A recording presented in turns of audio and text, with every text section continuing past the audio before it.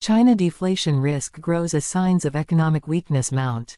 중국 디플레이션 위험이 증가되면서 경제적 약세 신호가 고조되고 있습니다. 2021년 이후 가장 낮은 핵심 소비자 물가 지수를 나타내며 강력한 경기 부양책 필요성이 커지고 있습니다. 수요 부진으로 중국의 약 5% 성장 목표가 위협받고 있습니다.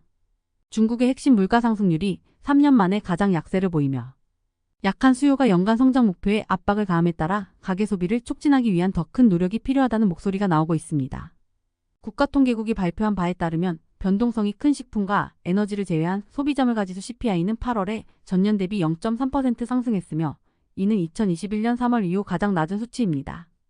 전반적인 CPI는 0.6% 상승했으나 악천후로 인한 식품 가격 상승에도 불구하고 예상치를 밑돌았습니다.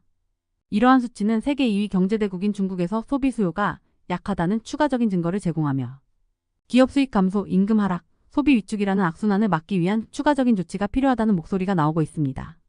중국의 디플레이션 압력이 점점 더 고착화되고 있다. 라고 소시에테 제네랄의 대중국 경제학자 미셸 램이 말했습니다. 이는 가격과 임금의 하락이 서로 악순환하는 하향 나선형을 촉진할 수 있으며 이는 더 과감한 정책 대응이 필요할 수 있습니다. 중국의 CSI 300 지수는 하향세에 있습니다. 수익과 경제 회복의 부족 속의 약세 심리가 지속되면서 육상 기준 지수는 5년 만에 최저치에 근접하고 있습니다.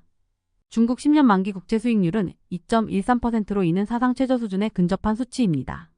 중국 경제는 1999년 이후 가장 긴 가격 하락의 흐름에 맞서고 있으며 이는 경제 전반의 가격을 측정하는 국내 총생산 디플레이터에 의해 나타났습니다.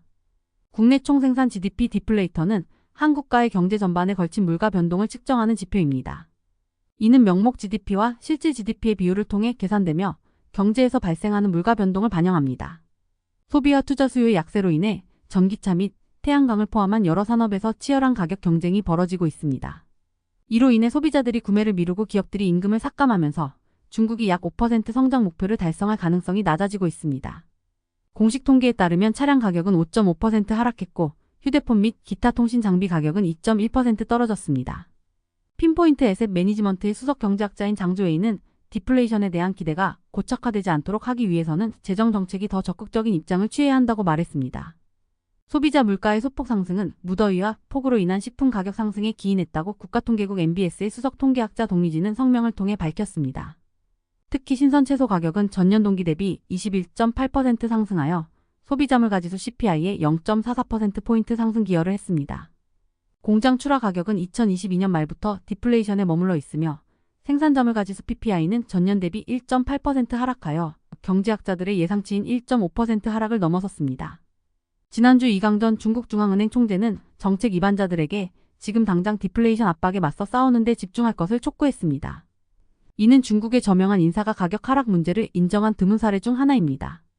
이강전 총재는 금요일 상하이에서 열린 펀드 서밋에서 전체적으로 우리는 국내 수요, 특히 소비와 투자 측면에서 모두 약세를 보이고 있어 적극적인 재정 정책과 완화적인 통화 정책이 필요하다고 말했습니다.